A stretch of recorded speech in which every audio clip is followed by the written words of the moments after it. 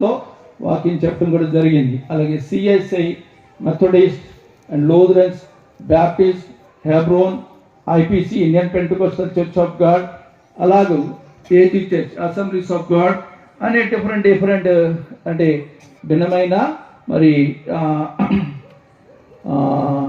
డినామినేషన్లో మరి వారి సంఘాలలో దేవుని వాక్యాన్ని ప్రకటించడానికి ప్రభు వారు సహాయం చేశారు. మరి దీనంతటికీ నేను వాక్యాన్ని బోధించడానికి దేవుని గురించిన సమాచారం నా దగ్గర ఉంటేనే కదా ప్రజలకు తెలియజేయాలి. నా దగ్గర లేనప్పుడు నేను తెలియచెప్పలేను. నేను యాక్చువల్గా సివిల్ ఇంజనీరింగ్ నేను జాబ్ చేసేవాడిని.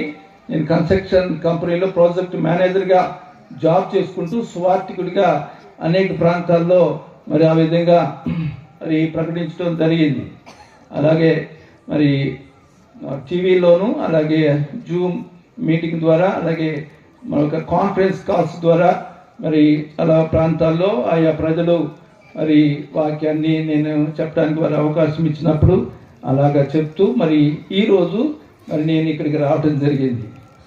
మీరు అనుకోవచ్చు మరి దైవజనులు ఎలిషాయి గారు పిలిచారనో లేకపోతే రాజేంద్ర ప్రసాద్ బ్రదర్ పిలిచారనో అనుకోవచ్చు. కానీ నేనేమనుకుంటున్నానంటే దేవుడు ఈరోజు నేను ఇక్కడ ఉండాలని దేవునికి సంకల్పమై ఉన్నది కనుక నేను ఇక్కడ ఉన్నాను. ఆమేన్, హల్లెలూయా. మీరందరినీ నేను చూడటానికి దేవుడు నాకు అనుగ్రహించిన సమయం. నాకు వివాహమై 2 కుమారులు. మరి మా మిస్సెస్ పేరు పెర్సిస్. మరి తను మంచి ప్రార్థనా పరురాలు, మంచి సేవకురాలు, మరి ఎంతో ఘనమైన సేవా కార్యక్రమాలు జరిగించే స్త్రీగా, ఇల్లును అదే సమయంలో ఇంటిని కట్టుకునే స్త్రీగా తను ఉంటుంది. అలాగే నాకు 2 కుమారులు అని చెప్పిన పెద్ద కుమారుడు మరి డానియల్, అతను ఐటీ జాబ్ చేస్తున్నాడు, బీటెక్ కంప్లీట్ చేసుకుని ఐటీ జాబ్ చేస్తున్నాడు. మరొక కుమారుడి పేరు శామ్యుయల్, అతను మరి computer science BTech computer science second year చదువుతున్నాడు. ఇది నా క్లుప్త పరిచయం. ఎంతకీ అసలు విషయం చెప్పలేదు మీకు. నేను ఏం అసలు విషయం అంటే, పాంప్లెట్లు వేసినటువంటి అంతర్జాతీయ వర్తమానికులు అని వేసినారు కదా. దానికి కారణం ఏంటంటే నేపాల్ దేశంలో అనుగ్రహాన్ని చర్చి విజిట్ చేయడం జరిగింది. దాన్ని గురించిన సాక్ష్యం మరి దైవజనులకు మరి ప్రసాద్ బ్రదర్కు షేర్ చేసిన కారణం చేత వారు ప్రేమతో ఆ విధంగా వారు వేయటం జరిగింది. ఎందుకంటే దేవుడు నాకు ఇచ్చిన దర్శనం అదే. Go and preach the gospel toward the world, baptize them in the name of father and son and holy spirit. అనగా సమస్త జనులను, ఊళ్ళో ఉన్నవాళ్ళు కాదు, మన రాష్ట్రంలో ఉన్నవారు కాదు, దేశంలో ఉన్నవారు కాదు, ప్రపంచ దేశాల్లో. మా చర్చ్ పేరు మెస్సయా బిలీవర్స్ చర్చ్. మెస్సయా బిలీవర్స్ చర్చ్ అనేది ఇంటర్నేషనల్ మినిస్ట్రీగా నేను భావిస్తాను దాన్ని. ఎందుకంటే ఇదేదో కొంత ప్రాంతానికి పరిచయమైన సేవా కార్యక్రమాలు కాదు, మనం ప్రపంచవ్యాప్తంగా వెళ్ళి చేయవలసిన సేవా కార్యక్రమాలని దేవుడు పదే నన్ను ప్రేరేపించిన కారణం చేతనే ఈ పరిచర్లు ఈ విధంగా ముందుకు సాగటానికి ప్రభు సహాయం చేశారు. మరి ఇంతవరకు నా యొక్క క్లుప్త సాక్ష్యాన్ని నేను మీకు మీ ముందు ఇచ్చాను. ఈ సమయంలో దేవుని వాక్యంలోకి మనం వెళ్దాం. మరి ఎంతసేపు ఉంటారు మీరు? టైము 9:39 అయింది. మీ ఓపిక చెప్పండి. ఒక అరగంట సేపు చెప్పేసి ముగించేయమంటారా?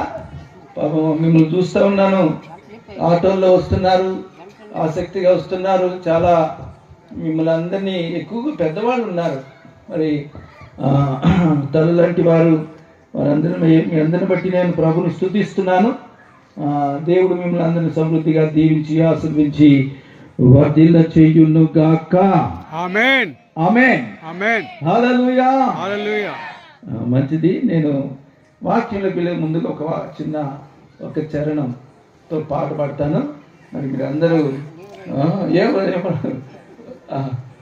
వాయిద్యం ప్లే చేసే వాళ్ళు లేరని చెప్తున్నారు. ఏం కాదు, మనం గమనించవలసింది ఏంటంటే దేవుని వాక్యాన్ని వినటానికి కావలసిన ఆసక్తిని మనం కనపరచడం కొరకు ఈ పాటను పాడుతున్నాను.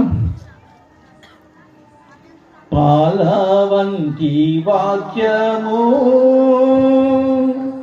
తేనె కంటే మధురము, వంటి వాక్యము తేనె కంటే మధురము వెండి బంగారముల వెలయంతైనాను వెండి బంగారముల వెలయంతైనాను తులతూగవు నీ వాక్యముతో తులతూగవు నీ వాక్యముతో దేవాని దివ్య వాక్యము దివిగా మాకు దొరికెను దేవాని దివ్య వాక్యము దివిగా మాకు దొరికెను హల్లెలూయా హల్లెలూయా హల్లెలూయా హల్లెలూయా హల్లెలూయా హల్లెలూయా హల్లెలూయా నిర్మల తీరము వంటిది నిత్యాహారము వంటిది నిర్మల తీరము వంటిది నిత్యాహారము వంటిది నీ పాలతో మమ్ము